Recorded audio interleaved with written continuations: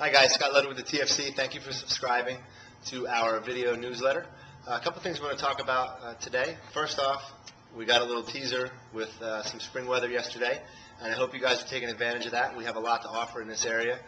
Behind Rothrock, you can do some hiking, you can do some mountain biking. Even if you're not a mountain biker, you can stick to the fire roads, which are just wide gravel paths. You don't have to be an experienced mountain climber to take advantage of that. We have Scotia Range, and then a bunch of beautiful neighborhoods to cruise through as well. So I hope you're getting outside, soaking up a little vitamin D, and taking advantage of the weather. Of course, we're going to go back and forth, but take advantage of it when you can. Going into the warmer weather, most people are going to start getting more serious about their fitness goals and wanting to look good in bathing suit season and that sort of stuff. So I really want you guys to start tightening up on the diets and that sort of thing. Hopefully you made it to the nutrition seminar we did last week. If you didn't, we had a really good turnout. And just a couple quick things in a nutshell. Get away from processed foods as much as possible. Stick to the real foods. I'll tell you a quick story. One of our Platinum Club members who is eating, fruits and vegetables and lean proteins and whole grains and whatever has, been taking this stuff to work every day. And one of her coworkers said, "When do you get to eat real food?" Isn't it real food? Isn't stuff that grows on trees and swims in the water and flies in the air and walks around, that's real food, right? Fruits, vegetables, nuts, seeds, that is real food. And she meant, when do you get to eat pizza? When do you get? So that's just the mentality that this country has on some level, and we need to get away from that. That woman is eating nothing but real food, so and her body's showing it. She's made very, very good results in the last 6 weeks. So that's some of the things that we want you to do, is get away from the processed stuff and eat more of the real food, fruits, vegetables, nuts, seeds, lean proteins, and also getting a lot more fiber, and also watching the pH. Read an interesting article in a magazine recently that was talking about, would you pass the acid test? And they were just talking about the blood pH of the pH of your blood. And without getting too technical, as I sometimes can, basically if your body's more alkaline, more basic, more alkaline, all things are good. You're less prone to some diseases, and there's even some evidence with fat loss. If you're more acidic, then you're more prone to those diseases, and fat loss can be a little bit more of a hindrance, a little bit more problematic to make it happen. So how do we make ourselves more alkaline with our diet? Well, first off, the junk food. Any junk foods are very acidic by nature. Processed foods, especially sweets and that sort of thing.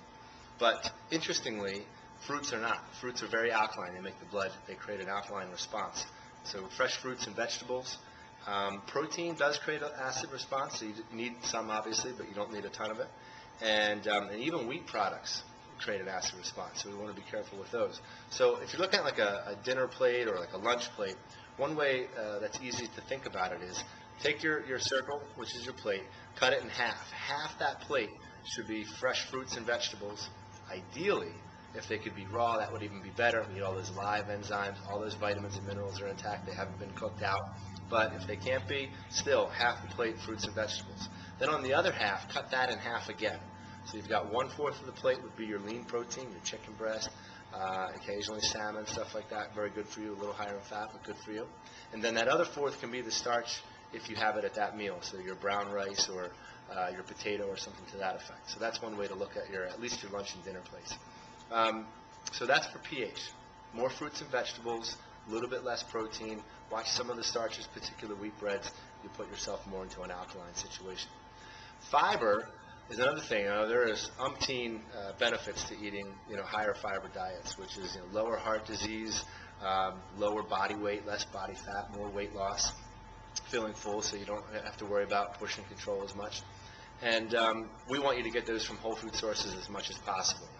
Black beans are a great source. You've got raspberries, you've got your oatmeals and that sort of thing. So these are all high fiber. Even fresh fruits like an apple can have 5 grams of fiber in just one medium apple. The black beans that I mentioned earlier, over 14 grams of fiber in a cup of black beans. So nice to get those things mixed in. If you run into a situation, or if you don't think you're getting enough fiber throughout the day, there are supplements. And you've got like fiber, like I don't know, Fiber One, or no, Fiber One's a cereal, right? So there's like these ones that you can mix in water, and those are okay. But I'd rather you get it in the form of another supplement that has some benefits in addition to the fiber. we have an item here called FitSmart. And FitSmart's a protein powder, but it has two benefits that exceed other protein powders. One is, has 10 grams of fiber per serving. 10 grams of fiber is great. I mean, if you ever heard of a diet called the Fiber 35 diet by Brenda Watson, basically her contention was if you get 35 grams of fiber a day in your diet, then you'll never have a weight issue. We'd like most of those to come from food, but it's very hard for a lot of people to get that much from food. So getting 10 grams from a singular shake from one meal is fantastic. So that's one of the benefits of that particular protein powder.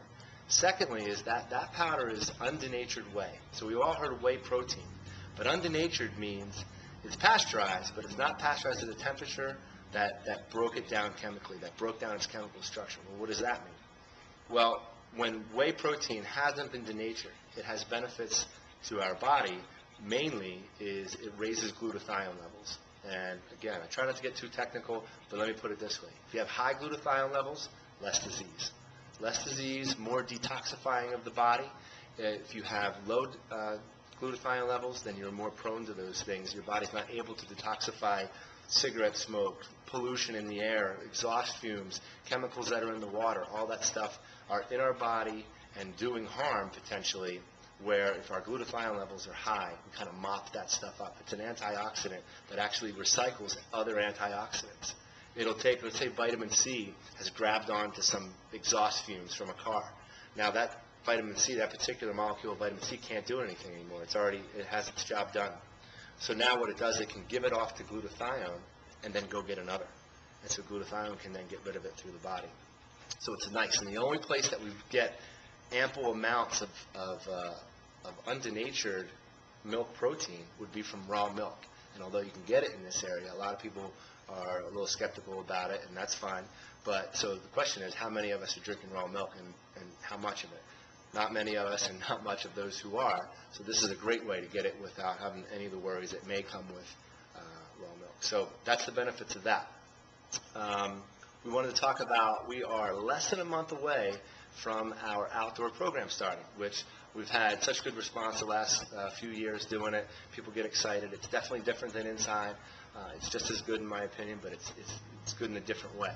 So we have people who will come inside and go outside for either the whole summer or for a couple sessions and then come back in and kind of float back and forth. But March 29th is our first outdoor session begins.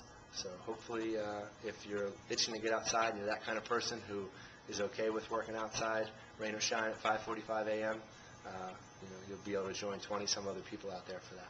So thank you very much for subscribing to the newsletter. We'll talk to you soon.